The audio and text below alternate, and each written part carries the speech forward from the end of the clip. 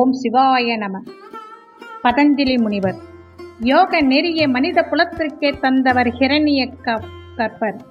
அவைகளை சூத்திரங்களாக்கி வைத்தவர் பதஞ்சலி முனிவர். அந்த காலத்தில் கல்வி எழுதி வைத்து படிக்கப்படவில்லை. குருவின் வாய்மொழி மூலமாகவே சீடர்கள் கற்றுக்கொண்டனர். நேற்று சொன்னவற்றை மறுநாள் பாடம் கேட்டு நினைவில் நிறுத்தி கொண்டனர். பிறகு புதியவற்றை கற்றனர். இதன் காரணமாகத்தான் அந்த கால அறிஞர்களும் முனிவர்களும் தாங்கள் சொல்ல விரும்பிய கருத்துக்களை சுருக்கமாகவும் ரகசியங்களாகவும் மிக சிறிய வடிவத்தில் சூத்திரங்களாகவும் செய்து வைத்தனர்.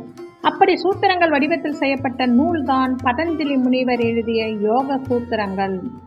பதஞ்சலி முனிவர் கிமு 4ஆம் நூற்றாண்டில் வாழ்ந்தவர். வேத கருத்துக்களை பிரம்ம சூத்திரமாக வியாச பகவானும் பக்தி சூத்திரத்தை நாரதர் செய்திருப்பதைப் போலவே பதஞ்சலி யோக ரகசியங்களை சூத்திரங்களாக செய்து தந்திருக்கிறார். பதஞ்சலி முனிவர் ஆதிசேஷனின் அவதாரம் என்று சொல்லப்படுகிறார். ஆதிசேஷன் மகாவிஷ்ணுவின் படுக்கையானவர். அத்திரி முனிவருக்கும் கோணிகாவுக்கும் பிறந்தவர் பதஞ்சலி. இதன் காரணமாக ஆத்திரியர் என்றும் கோணிகாவின் பிள்ளை என்பதால் கோணிகா புத்திரர் என்றும் இவர் அழைக்கப்படுகிறார். அத்திரி முனிவரின் மனைவி அனுசுயா தேவியின் கற்பையை சோதித்திடவும் அவளின் சக்தியை அறிந்திடவும் விஷ்ணு, சிவன், பிரம்மா ஆகிய மூவரும் பூலோகம் வந்தனர். அத்திரி மகரிஷின் ஆசிரமத்திற்கு அனுசுயா தேவியின் கற்பை அறிந்திடவும் முனிவர்கள் வேடம் தாங்கி சென்றார்கள். அப்போது அத்திரி முனிவர் அந்த ஆசிரமத்தில் இல்லை. முனிவர்களை வரவேற்று உபசரித்து உணவளிப்பது இல்லாளின் பண்பல்லவா? எனவே அனுசுயா தேவியார் ஆசிரமம் வந்த முனிவர்களை அன்புடன் வரவேற்று உணவருந்துமாறு கேட்டுக்கொண்டு உபசரித்தார். அப்போது வந்த முனிவர்கள் அவளது கற்புக்கு பங்கம் விளைவிக்க வேண்டும் என்ற நோக்கில், நாங்கள் சரீரத்தில் பற்று கொண்டவர்களிடம் பிச்சை ஏற்க மாட்டோம். சரீரத்தில் பற்றற்றவராக இருந்தால் நீ உடை அணிந்திருக்க மாட்டாய். எனவே நாங்கள் இங்கு உணவருந்த மாட்டோம் என்று கூறி எழுந்திருக்க ஆரம்பித்தார்கள். அதனை கண்டு அனுசுயா தேவி, முனிவர்களை சற்று பொறுங்கள் என்றார். பின் ஆசிரமத்தின் உள்ளே சென்று கையில் தீர்த்தத்தை எடுத்து கொண்டு வந்தாள். மனதுக்குள், இவர்கள் கபட முனிவர்களாக இருந்தால் குழந்தைகளாக மாறக் கடவது என்று சபித்து தீர்த்தத்தை அவர்கள் மேல் தெளித்தாள். அவர்கள் மூவரும் பச்சிலம் குழந்தைகளாக உருமாறினர்.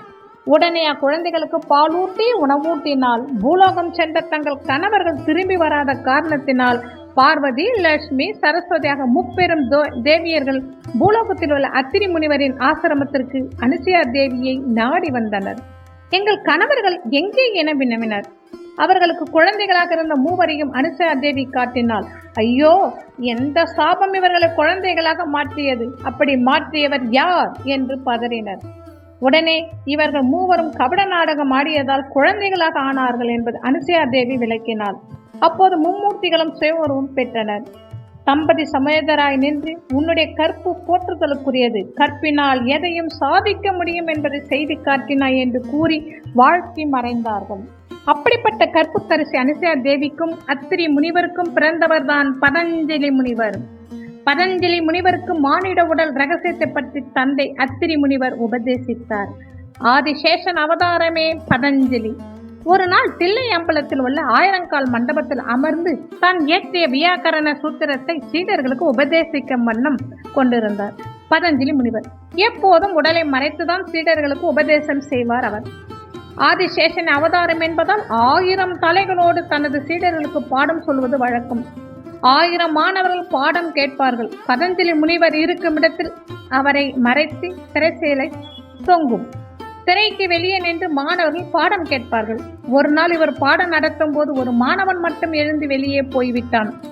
மற்றொரு மாணவன் தன்னுடைய ஆசிரியர் திரைக்கு உள்ளே இருந்து ஏன் பாடங்களை கற்றுத்தருகிறார், அப்படி என்ன ரகசியம் அங்கே இருக்கிறது என்று அறியும் ஆவலில் திரையை விளக்கினான். பதஞ்சலி முனிவர் 1000 தலை கொண்ட ஆதிசேஷனாக அமர்ந்து பாடம் சொல்லிக் கொண்டிருந்தார். அவர் மூச்சுக்காற்றின் வெப்பமும் விஷமும் பார்வை தீட்சானியமும் மாணவர்களை தாங்க முடியாது. அதற்காக திரையின் நடுவே தொங்கவிட ஏற்பாடு செய்திருந்தார். இதை அறியாத மாணவன் திரையை விலக்கிவிட்டான். அந்த காட்சியை கண்டவன் திடுக்கிட்ட அதிர்ச்சினால் இறந்து விழுந்தான். அது மட்டுமல்ல, அங்கிருந்த அத்தனை மாணவர்களும் ஆதிசேஷன் மூச்சுக்காற்றின் விஷயத்தை தாங்க முடியாமல் இறந்து போனார்கள். வெளியே சென்றிருந்த மாணவன் திரும்பி வந்தான். அவன் மட்டும்தான் தெய்வ செயலால் உயிர் பிழைத்திருந்தான். தான் சொல்லி தந்தவற்றை காப்பாற்றுவதற்கு ஒருவனாவது உயிரோடு இருக்கிறானே என்று பதஞ்சலி ஆனந்தப்பட்டார். இருந்த போதிலும் குருவின் பாடங்களை கேட்காமல் வகுப்பை விட்டு வெளியே சென்ற குற்றத்திற்காக அவனை கோபித்துக் கொண்டார். அந்த சீடன்தான் கௌடபாதர்.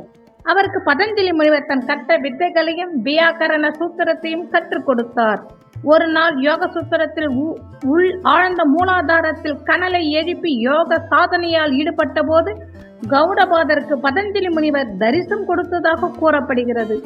அதன் பின் பதஞ்சலி முனிவர் ராமேஸ்வரத்தில் ஜீவசமாதியானார். பதஞ்சலி முனிவர் வியாழ பகவானின் ஆதிக்கம் பெற்றவராக இருக்கிறார். அதனால் பதஞ்சலி முனிவரை வியாழக்கிழமை வழிபட்டால் குருதோஷ நிவர்த்தியை பெறலாம். ஓம் நம சிவாய. திருச்சிற்றம்பலம்.